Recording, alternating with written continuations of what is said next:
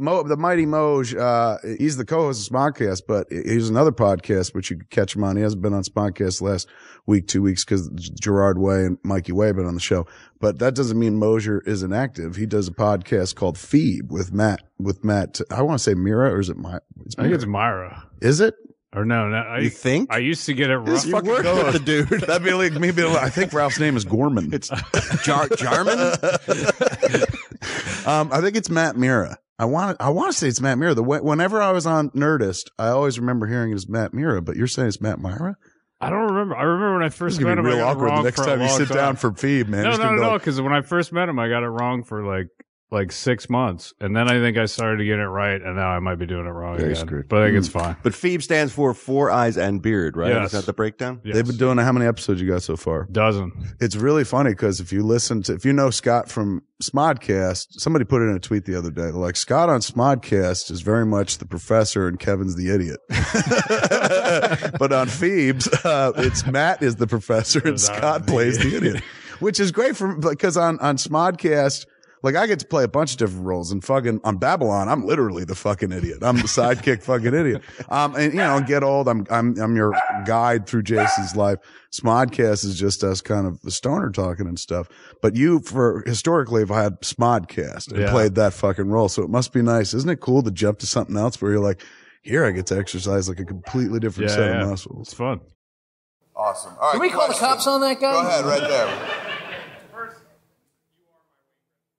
Oh, thank you. He was talking to me. Oh.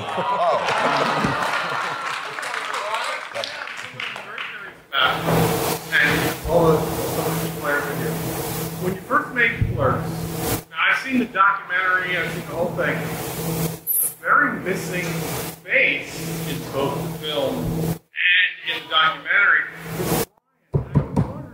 Sit the fuck down. We'll tell you a story.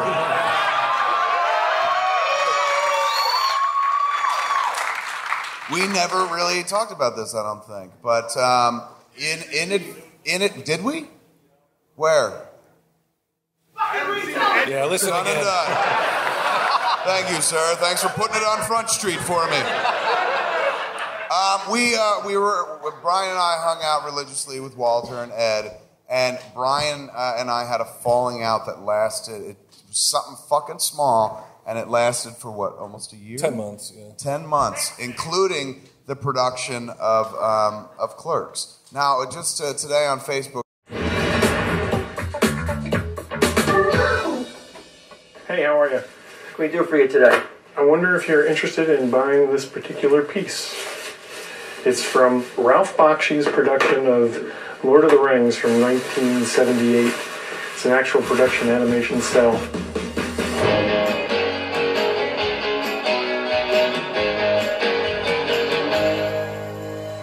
Wow, look at that, man. You know what that is? Frodo Gandalf. Oh, I thought that was Brian. Years before Peter Jackson, there was a Lord of the Rings feature. It was done by the animator Ralph Bakshi, the guy behind Fritz the Cat. He did a feature version, which was kind of like one of the first grown-up cartoon, kind of violent. There was war. It wasn't really aimed directly at kids. And until Peter Jackson stuff came along, was considered the high water mark in its day. And you're looking to sell this, huh? Yeah. Robert, come here. Yeah. What do you think of this? You remember that? Of course I remember that. It's nice and very nice condition.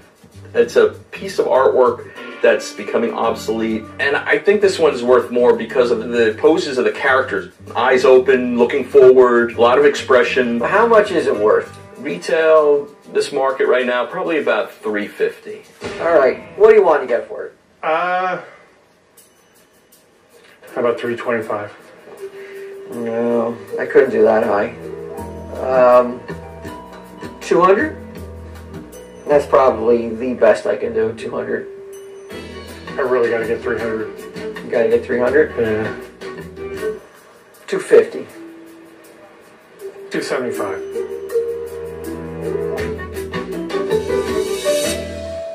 I can do 275. Got a deal? All right, thanks. Thank you. 10 years ago, you'd be like, I burn an animation cell. There's no place here. But now you're like, all right, let's throw it up on the wall and see what happens. And even as a geek, you're growing. I'm going to have you answer this question. It's from BC Juggernaut, who's a big contributor. I like this guy. I see BC Juggernaut on Twitter all the time. It's funny when you hear names where you're like, I know that guy, and I don't really, but but I know his work. I love your work, BC Juggernaut. He says, hey, what's with all the love for Brad Sabbath?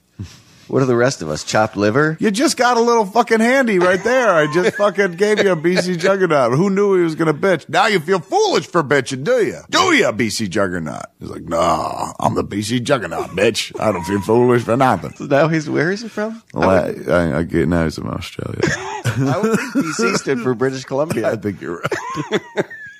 Well, sir, let's move on to Psy. Oh, the show begins finally in earnest, ladies and gentlemen. We have 4 categories on Edge of Let's talk first about probiotics. What is the statistic? I think it's you have like, over 3 billion cells in your body, and you've got like 10 times that many bacteria cells. One of those cells are the most dangerous, hardened criminals in the galaxy, and only one man can stop them. BC Juggernaut. I'm the Juggernaut for BC, bitch. Like, well, your accent makes no sense.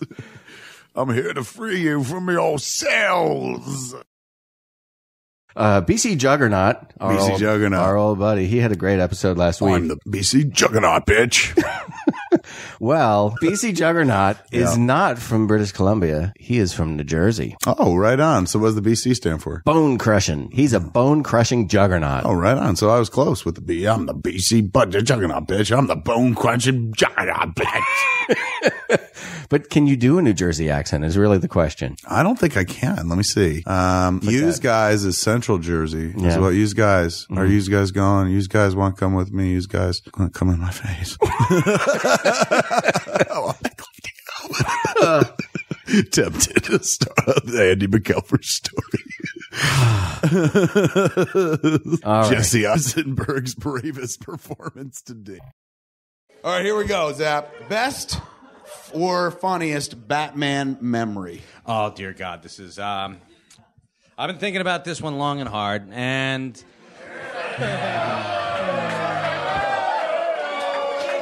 sounds like women.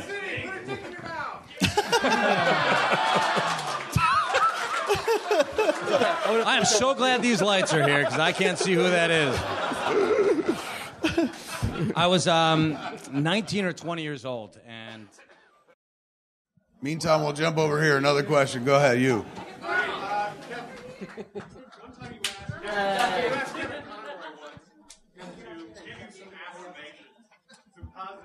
I did. I asked Kevin Conroy. I said, as Batman, please tell me I've done the right thing. Don't pass that. You come back up here. Come back here, man. I feel like a Make-A-Wish kid right now.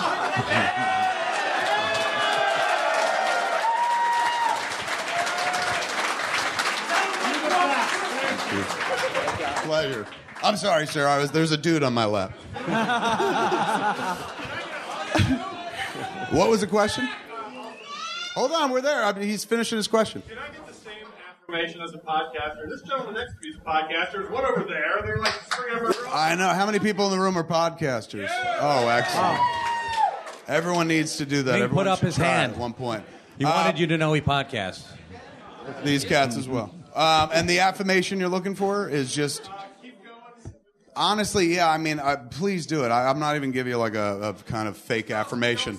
You don't suck. Nobody could suck. That's what's great about the podcasting medium. It doesn't require talent. Like, you've heard ISOL Comics, right? Most things like film requires a degree of talent, and like people tell me all the time, you fucking have no talent and shit. In podcasting, they can't tell you that you have no talent because really it's just conversation. It's just talking to each other. Anybody could fucking do that. Oh, I'm sorry. What's going on? We got a little sideshow Do it going into on the over mic, here. though. Do it into the mic, dude. Walt said, I'm ashamed of you. You didn't say I sell comics. I was like, no, I said it. Keep up with it. Make sure you keep doing it, man, because it doesn't take any talent whatsoever. Everyone in this room can sit down It doesn't. It doesn't take talent to podcast. I believe you. I know. I Stop totally looking at believe them. I'm looking at you when I say it, motherfucker. It does not take talent to podcast. Nobody can sit there and tell you you're not good enough to do this. There's no gatekeeper yet. There's like, if you want to do a TV show, somebody will be like, well, only if we like it. If you want to make a movie, they'll be like, maybe we'll pick it up if we like it. There's always somebody saying no. Right now, podcasting, wide open, man. Nobody, no gatekeeper, nobody regulating it. You can say whatever the fuck you want on it. You could do a podcast where you just talk about fucking Batman. So keep doing it. Everybody in this room can absolutely give it a shot, man. It's worthwhile. All right, the hand in the back. Go ahead.